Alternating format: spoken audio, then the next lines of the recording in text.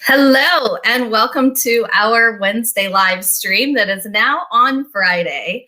My name is Angie Ferguson, and I am the Executive Director at Drug Free Clubs of America. And today I am very excited to be talking to you about this particular topic, which is prevention.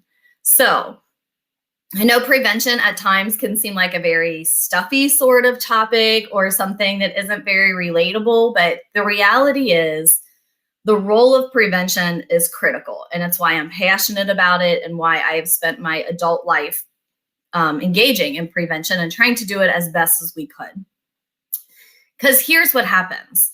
When a teenager, or even somebody older than a teenager, but when a teenager in our world is presented with something, you are relying on the prevention that they've been offered up until that point to protect them. And sometimes you may only get one chance. So today, our guest is Nonya. Nonya is with 180, and she'll explain a little bit more about the role that she has there at 180. But she is a prevention professional. She is a certified prevention specialist with the state of Ohio, and she will tell us all about what she does.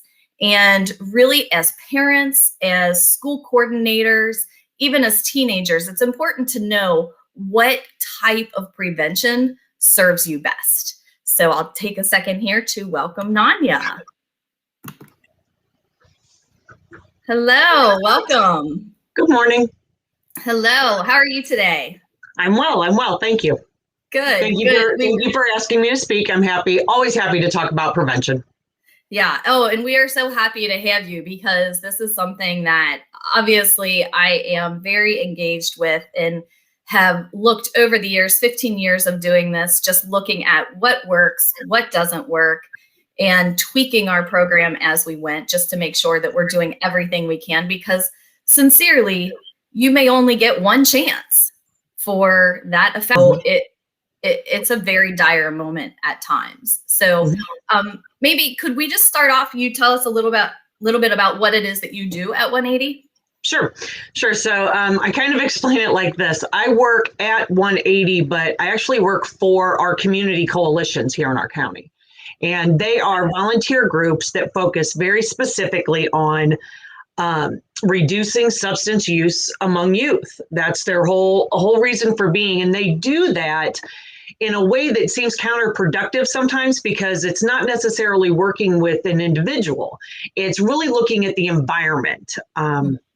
What do we as a community present to our young people as a community norm? Like, what does that look like for them as they're growing up? Is there alcohol at every football game? Is there, are there lots of alcohol vendors in a small space?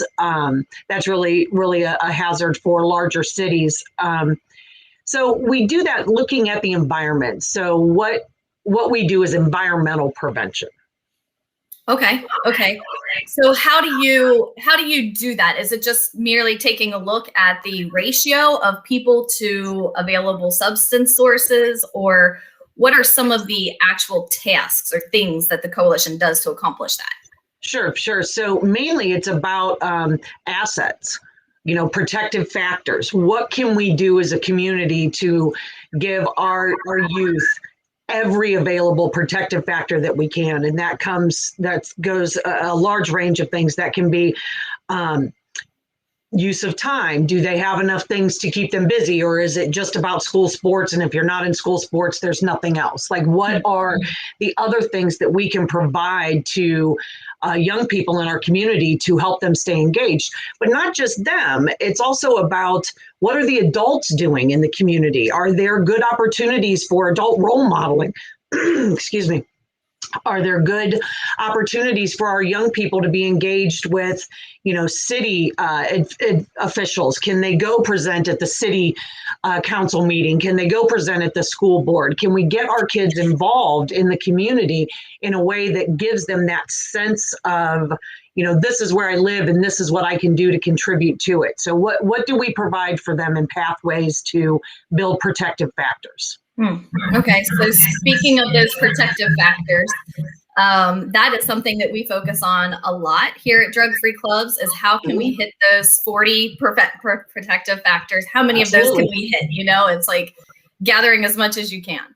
So in that, I would wager that every prevention program pretty much has that in mind, but sometimes the mark is missed and sometimes we hit it. Sure. So from your experience, especially since you work with more than one community, can you talk about what you have seen to be very effective and what you have seen to be ineffective, if not maybe dangerous? Because I feel like with school personnel and with parents who might be watching, that would be my greatest takeaway if I was a parent. You know, what should I look for that's going to offer my child some protection?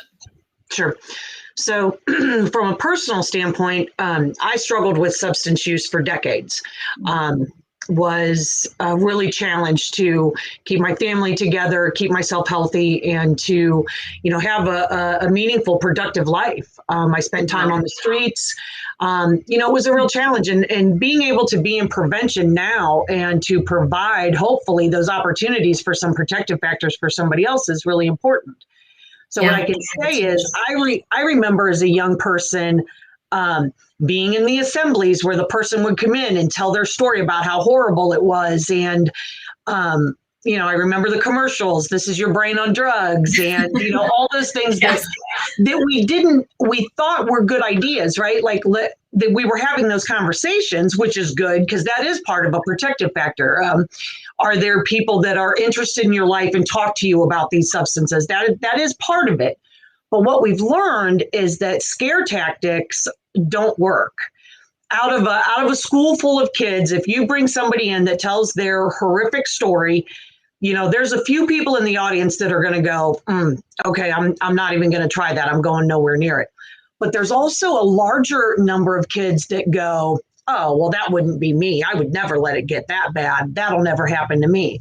And so we had to get to this point where we understood that what we present it's not going to work for everybody. We can't put a blanket on it and say, here's the one thing to do.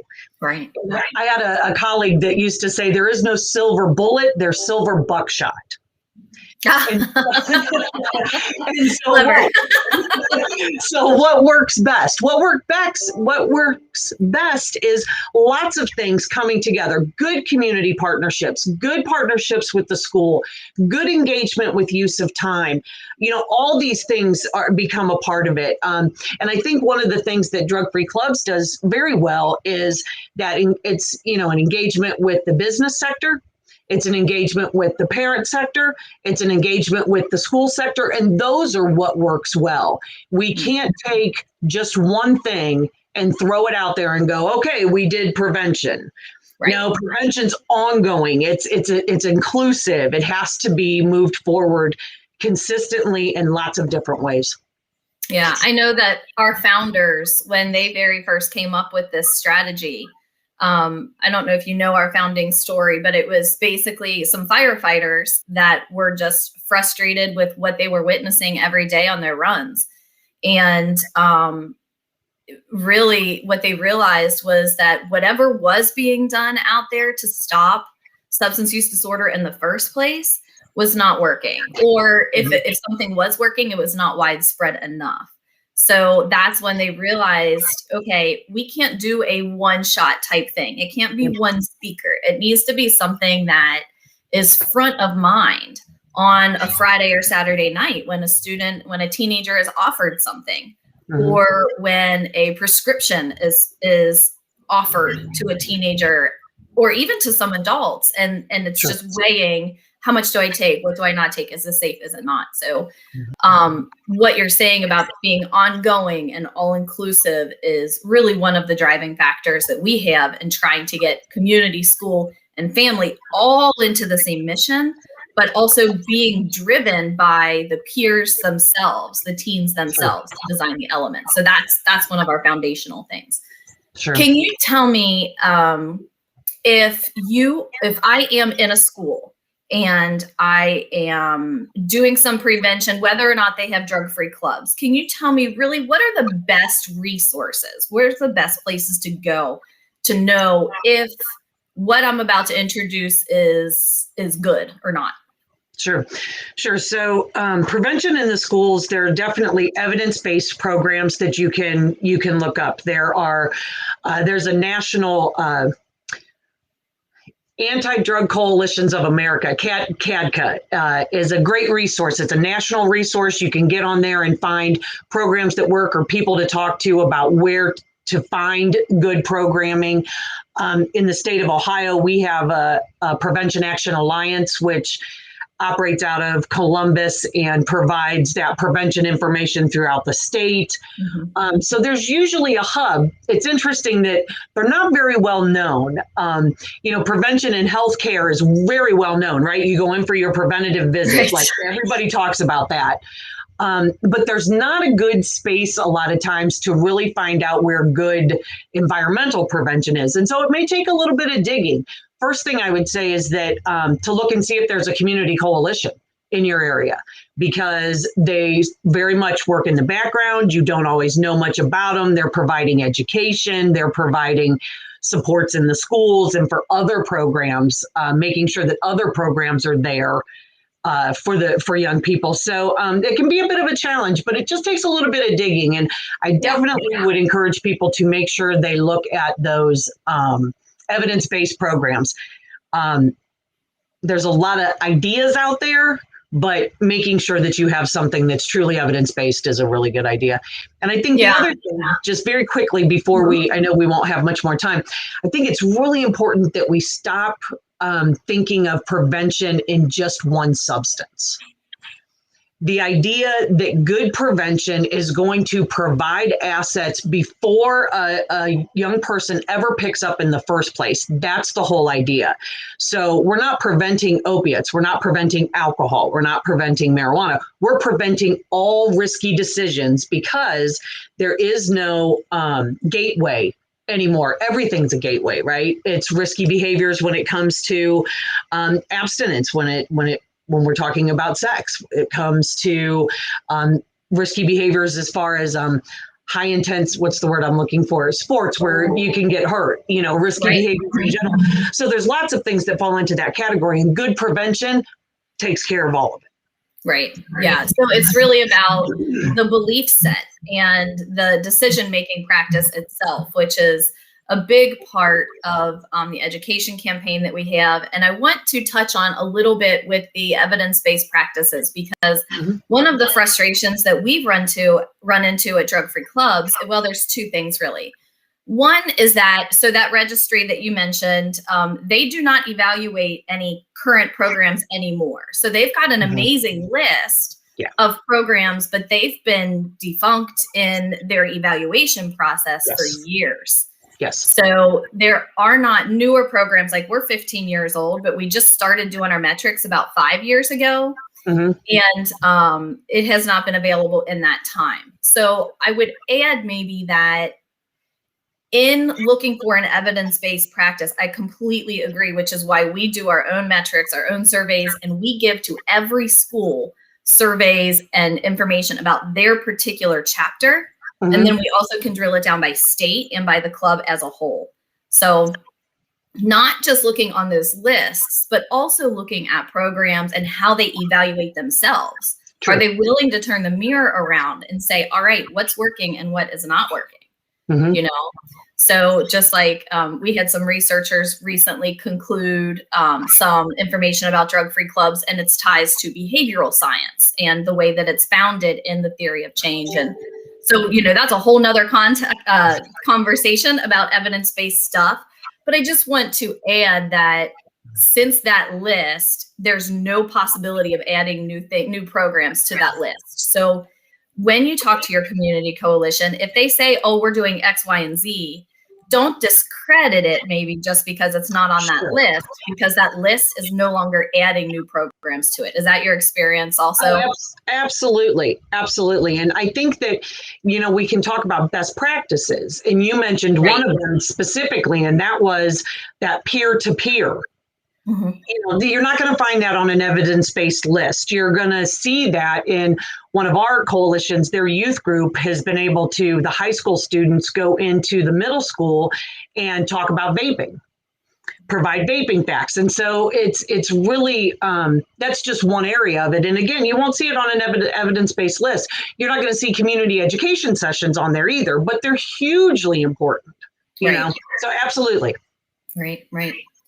Okay, well, I want to really thank you for coming on, especially sharing your story and just letting not just me, but the audience know the full spectrum of what you've experienced to go from, living with substance use disorder through becoming a prevention specialist and engaging with your community. I mean, you have experienced the entire spectrum. So you are a wealth of knowledge. If anybody in our audience or any of our schools want to find out more or ask you a question, if they're interested in starting a program, are you available? Can they reach out to you? Absolutely. Okay. Would you like me, I can provide an email in the chat? Is that? Yeah, that would be great. If you want to do that, or if they reach out to us, there's a couple of ways to reach out to us. So I encourage people either to use the chats that are associated with the different media where we're broadcasting today, or also you can use our website, that's drugfreeclubs.com. And there's a contact us button there where you can send something anonymously. Thank you. I just saw her chat show up here. Oh, geez, I just accidentally clicked it to send you an email. That's funny. So yes, you can use, if you want to send us something anonymously, you can use the contact us button on our website. And I will send those to you also, but yes, her, Nonya's email is directly in the chat as well. So thank you so much. I really, really appreciate it. Thanks for having me. All right. Have a great day. You too. Bye-bye. Bye-bye.